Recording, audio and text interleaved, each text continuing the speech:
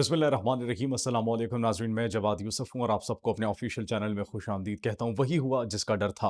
America ने Iran पर हमला करने का ऐलान कर दिया और बाकायदा तौर पर डोनाल्ड ट्रंप ने इस बात का ऐलान किया है। ईरान के सुप्रीम लीडर आयतुल्लाह खामनाई की जानिब से प्लान बी और प्लान सी तैयार कर लिया गया है।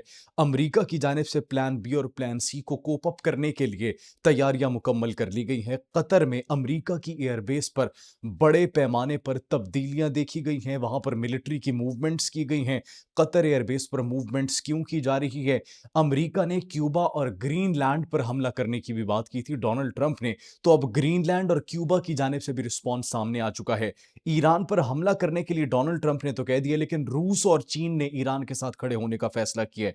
ईरान की अवाम क्या चाहती है? ईरान के अंदर इस वक्त क्या सिचुएशन है? डोनाल्ड ट्रंप ने क्या क्या अहकामात जारी किए हैं? पाकिस्तान भी भारतीय सरहद पर बड़ा एक्टिव हो चुका है, क्योंकि भारत को भी एक मौका मिल चुका है, जवाब मिल चुका है कि साउथ एशिया के अंदर जिस तरीके से अभी रद्दोबदल होती हुई हमें सिचुएशन दिखाई दे रही है, बड़ी तेजी से तब्दील होती हुई दिखाई दे रही है, तो उसी को देखते हुए भारत कोई मिस एडवेंचर कर सकते हैं। लेकिन नाज़रीन, भारत की जानिब से एक और बहुत बड़ा एतराफ किया गया है। बिलाखिर देर आए दुरुस्त आए, भारत ने यह तस्लीम कर लिया है कि पाकिस्तान ने उनके जहाज गिराए थे। 6 जहाज गिराए थे। पाकिस्तानी ड्रोन्स भी भारतीय सरहदों पर पहुंच चुके हैं। हालात इस वक्त साउथ एशिया के बड़े कशीदा हमें होते हुए दिखाई दे रहे हैं। ये क्या माजरा है, ये क्या मामला है, इस तमाम तर सूरत हाल पर बात करेंगे। सबसे पहले नाजरीन बात करते हैं कि डोनाल्ड ट्रंप की जानिब से ईरान पर हमला करने की कॉल दे दी गई है। ट्रुथ सोशल पर डोनाल्ड ट्रंप की जानिब से एक स्टेटमेंट जारी की जाती है कि मज़ाहिमत जारी रखें, एहतजाज जारी रखें, और जितने भी लोग इस वक्त ईरान के अंदर एहतजाज कर रहे हैं, उनको यह कहा जाता है कि वो एहतजाज जारी रखें, हम बहुत जल्द मदद को पहुंच रहे हैं। मदद को पहुंच रहे हैं, व्हाट डज दैट मीन? एन मुमकिन है कि जब तक आप ये वीडियो देख रहे हो तब तक पहला हमला भी अमेरिका की जानिब से कर दिया गया हो, क्योंकि मदद पहुंचने का एक ही मतलब है। प्रोटेस्टर्स वहां पर जो एहतजाज कर रहे हैं, जिनके मुतालिक ये खदशात पाए जा रहे थे, जब हमने इंटरव्यूज किए मुख्तलिफ सहाफ़ियों के और ईरानियन ऑफिशियल्स के, तो वो ये कह रहे थे कि एहतजाज ईरान की अवाम पुरसकून और पुरअमन करना चाहती है, लेकिन हर एहतजाज के बीच में कोई एक शख्स आता था जो कि कहता था कि मस्जिद पर चढ़ाई कर दो, वहां पर पेट्रोल के बम मार कर गिराओ, ये तोड़ फोड़ करो। और जब फिर उनमें से कुछ अफराद को पकड़ा गया तो पता चला कि वो इजरायली इंटेलिजेंस के अफराद थे, या फिर उनके लिए मावनत का काम सर अंजाम दे रहे थे, जिसके अंदर भारतीय नेशनल्स भी मौजूद थे और अफगान नेशनल्स भी मौजूद थे। अब नाज़रीन, वहां पर जो सूरत हाल हमें एस्केलेट होती हुई दिखाई गई, तो आयतुल्ला अली खामनाई की जानिब से, ईरान के सुप्रीम लीडर की जानिब से, प्लान बी और प्लान सी भी मुकम्मल तौर पर तैयार कर दिया गया। अब प्लान बी और प्लान सी क्या है? प्लान बी और प्लान सी ये था कि एहतजाज पहली मर्तबा ऐसा देखा गया कि लोगों के सामने लोग आ गए।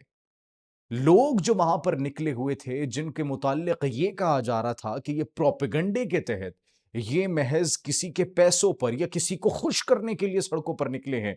तारीख में पहली मर्तबा देखा गया कि ईरान के अंदर ईरान की अवाम बड़े पैमाने पर ईरानी supreme leader Ayatollah Ali Khamenei की कॉल पर लब्बैक कहती है, और वहां पर बड़े पैमाने पर जो है अवाम ईरान के हक में, ईरानी सुप्रीम लीडर के हक में निकलती है, उन लोगों के खिलाफ जिन्होंने किसी को खुश करने के लिए एहतजाज किए थे। अब नाज़रीन, डोनाल्ड ट्रंप की जानिब से बड़ी सिचुएशन इस वक्त जो है हमें ऐसी दिखाई दे रही है कि ही इज फुली रेडी, कि वो मुकम्मल तौर पर ईरान पर हमला करने के लिए तैयार है।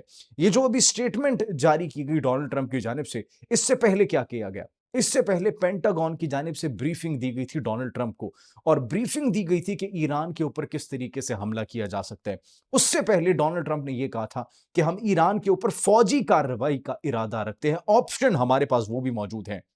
व्हाइट हाउस की जानिब से बयान जारी होता है और वो ये कहते हैं कि हम फौजी कार्रवाई से पीछे नहीं हटेंगे। ईरान के अंदर जो सिचुएशन है, डोनाल्ड ट्रंप ये कह रहे हैं कि इदारों के ऊपर टेक ओवर कर लो। ईरान के अंदर जो इस वक्त प्रोटेस्ट चल रहे हैं, उस हवाले से डोनाल्ड ट्रंप क्या कह रहे हैं? वो ये कह रहे हैं प्रोटेस्टर्स को कि आप लोग इदारों के ऊपर टेक ओवर कर लो, इनको टफ टाइम दो, इनको मार दो, सब कुछ कर दो, हम आपकी मदद को पहुंचने वाले हैं। ईरान के supreme leader Ayatollah Ali Khamenei की जानिब से ऐलान कर दिया गया, आप आना चाहते हैं आए, लेकिन हम भी खामोश नहीं बैठेंगे। ईरान के वजीर खारजा अब्बास इराक़ची की जानिब से क्या क्या क्या कहा गया? ईरान के वजीर खारजा ये कह रहे हैं कि अगर अमेरिका ने पिछली बार की तरह हमला किया तो हम खामोश नहीं बैठेंगे, हम जवाब देंगे, हम मज़ाहिमत का रास्ता अपनाएंगे, हम जंग के लिए मुकम्मल तौर पर तैयार है। और ईरानी अवाम की अगर बात की जाए नाज़रीन, तो ईरानी अवाम ऐसी अवाम है जो कि कभी भी बैरूनी मदाखलत बर्दाश्त नहीं करती। ईरान की अवाम को अगर कोई शिकायत है, वो सड़कों पर निकलेगी, वो एहतजाज करेगी। लेकिन अगर बाहर से कोई आकर ये कहेगा कि तुम ये करो, ये उसको हरगिज़ कबूल नहीं करेंगी। तो अब ईरान की अवाम सड़कों पर निकल चुकी है, उनका हौसला बड़ा पुरअज़्म है, वो मुकम्मल तौर पर तैयार है किसी भी जंगी सूरत-ए-हाल के लिए। दूसरी जानिब डोनाल्ड ट्रंप तमाम तर ममालिक पर जो कि ईरान के साथ तिजारत करेंगे 25% टैरिफ उन पर इजाफी आयद करने का डोनाल्ड ट्रंप की जानिब से फैसला किया गया। न सिर्फ डोनाल्ड ट्रंप की जानिब से नाज़रीन ये फैसला किया गया, बल्कि डोनाल्ड ट्रंप की जानिब से कुछ मजीद स्टेटमेंट्स भी जारी की गई थी। वो स्टेटमेंट्स क्या थी? डोनाल्ड ट्रंप ये कह रहे थे कि हम ग्रीनलैंड पर कब्जा करेंगे, हम ग्रीनलैंड हमारा अगला हदफ होगा। फिर कहा था कि क्यूबा हमारी अगली बारी है। तो अगर ग्रीनलैंड और क्यूबा की, जैसे हमने अपने पिछले व्लॉग में बताया था, ग्रीनलैंड की इंपॉर्टेंस इसलिए इतनी ज्यादा है क्योंकि फिर उनके पास ग्रीनलैंड के अंदर, चूंकि वहां पर एक बर्फानी इलाका है, बिल्कुल वहां पर बर्फ बहुत ज्यादा है, और जो बर्फ है वो ग्लोबल वार्मिंग की वजह से भी पिघलती हुई हमें दिखाई दे रही है। जब ग्रीनलैंड के ऊपर अमेरिका अगर कब्जा कर लेगा तो फिर रशिया तक उनकी रसाई बहुत आसान हो जाएगी। रशिया के बिल्कुल करीब जाकर अमेरिका का जो है अड्डा बन जाएगा, अमेरिका की बेसिस वहां पर बन जाएगी, और उनके ऊपर चेक एंड बैलेंस और सर्विलेंस हो सकेगा। और रशिया के बाद फिर उनका अगला हदफ चाइना भी हो सकता है। That's the reason Bagram airbase के हवाले से जो इतनी कंट्रोवर्सी और कॉन्फ्लिक्ट चल रहे थे, तो अब अमेरिका, चाइना और रशिया को अपने लिए एक खतरा समझ रहे हैं। दैट्स द रीजन उनके ऊपर चेक एंड बैलेंस और सर्विलेंस के लिए ये तमाम तर इकदामात किए जा रहे हैं। ईरान उनका अगला हदफ इसलिए है क्योंकि ईरान से उनको खतरा है एटमी हथियारों का।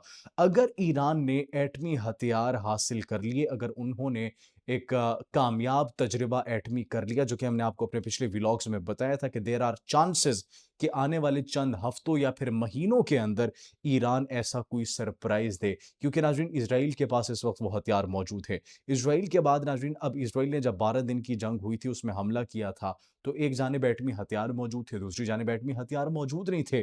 और मशरिक़ वुस्ता के अंदर अगर कोई हमें पावर में नजर आ रहा है, जो अपनी मर्जी से सब कुछ कर रहा है, जिसने इतनी इंसानी हुकूक की खिलाफ वर्जियां की, जंगी जराइम किए, लेकिन despite of that nobody is saying anything, जिसको इंटरनेशनल क्रिमिनल कोर्ट ने भी मुजरिम करार दिया, लेकिन उसके बावजूद कोई कुछ नहीं कर सका।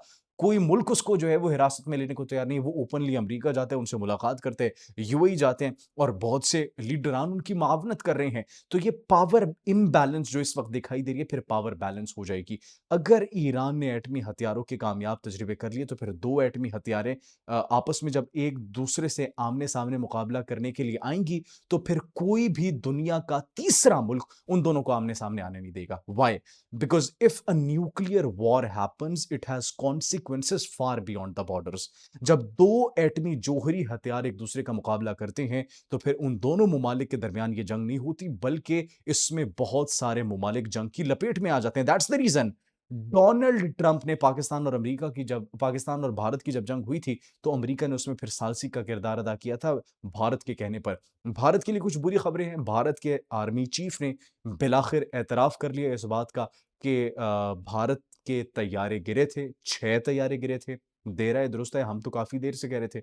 लेकिन थैंक यू सो मच कि आपने अपनी जो नाकामी है उसको तस्लीम किया, अपना दिल बड़ा किया इतने अरसे बाद, और फिर ये भी कहा, जनरल उपेंद्र द्विवेदी की जानिब से ये भी कहा गया कि हम जो है वो अपनी इस हिकमत अमली के ऊपर हमें फोकस करना चाहिए ताकि हमारा इतना मजीद नुकसान ना हो। ग्रीनलैंड और क्यूबा की जो हमने बात की थी नाज़रीन, ग्रीनलैंड के पीएम प्राइम मिनिस्टर की जानिब से ये कहा गया था कि अभी रिसेंटली उनकी जो स्टेटमेंट आई है कि अगर हमें इंतखाब करना हो अमेरिका या फिर डेनमार्क के अंदर, तो हम इंतखाब करेंगे डेनमार्क का, हम इंतखाब करेंगे नेटो का, हम इंतखाब करेंगे यूरोपीय यूनियन का। और क्यूबा ने भी डोनाल्ड ट्रंप और अमेरिका से बातचीत करने से मुकम्मल तौर पर इनकार कर दिया है। अब पूरी दुनिया के अंदर हम देख रहे हैं कि यूएस कॉर्नर करने की जिनको कोशिश कर रहा है, अब वो यूएस को और डोनाल्ड ट्रंप को उसी की पॉलिसीज की वजह से कॉर्नर कर रहे हैं। दूसरा नाज़रीन, जनरल उपेंद्र द्विवेदी, भारत की उनकी चीखें दिल्ली से लेकर वॉशिंगटन तक सुनाई दे रही हैं, और वो ये कह रहे हैं कि पाकिस्तानी ड्रोन्स हमने देखे, हमारे बॉर्डर के करीब सर्वेलेंस कर रहे थे, ये कर रहे थे, वो कर रहे थे। तो ये ज़रूरी है, दुश्मन के ऊपर अपना खौफ बरकरार रखना ज़रूरी है। ऑल्दो इस हवाले से कोई ऑफिशियल स्टेटमेंट नहीं आई, लेकिन अगर भारत को इतना डर है तो ये डर बजा है। और हमें खुशी है कि भारत जो है हमारे ऊपर इतना फोकस कर रहा है, और हमारी नक्लो हरकत के ऊपर इतना जो है वो नज़र रखे हुए है। तो ये अच्छी बात है ताकि भारत कोई मिस एडवेंचर करने से पहले 1 नहीं, 2 नहीं, 100 बार सोचे। आप इस बारे में क्या सोचते हैं? कमेंट सेक्शन में अपनी कीमती राय से ज़रूर आगाह कीजिएगा। अपना बहुत ख़्याल रखिए। अल्लाह निगहबान।